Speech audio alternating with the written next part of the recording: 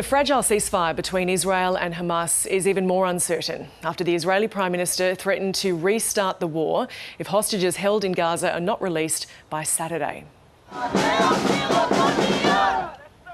This is a familiar scene in Tel Aviv where protesters are demanding Benjamin Netanyahu stick to the terms of the truce, which took effect on January the 19th. But he's accusing Hamas of breaking its end of the deal by delaying the release of the next round of hostages. The decision that I passed unanimously in the cabinet is this. If Hamas does not return our hostages by Saturday noon, the ceasefire will end and the military will return to intense fighting until Hamas is finally defeated.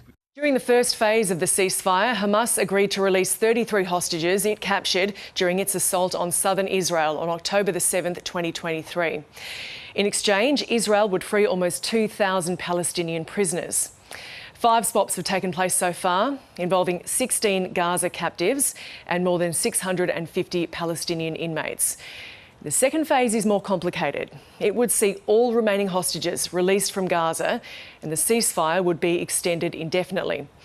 Hamas says it's holding Israel accountable for any complications. Protesters in Tel Aviv fear the Israeli Prime Minister's ultimatum will jeopardise the deal. People are dying slowly but surely. They are desperate to get out of the underworld that Hamas built. And we have to save them while we can. Unfortunately, we are only pieces in the games of Bibi and our government. You must release them, I would like to say, yesterday. It's impossible to continue this way. We can fight the Hamas later. Thank you very much. It's an honor to have King Abdullah with us.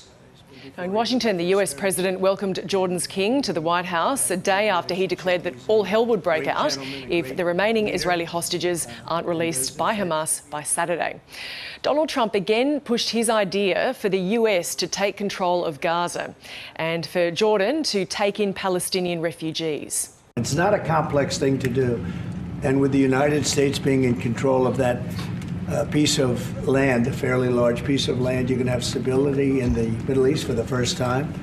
And the Palestinians, or the people that live now in Gaza, will be living beautifully in another location. They're going to be living safely. They're not going to be killed, murdered, and having to leave every 10 years, because I've been watching this for so many years. It's nothing but trouble.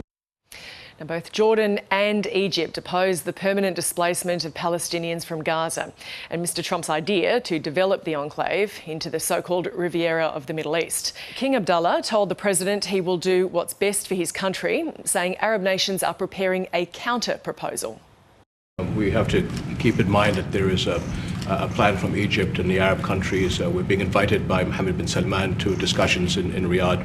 I think the point is how do we make this work in a way that is good for everybody? Right. And obviously, we have to look at the best interests of the United States, of the people in the region, especially to my people of Jordan.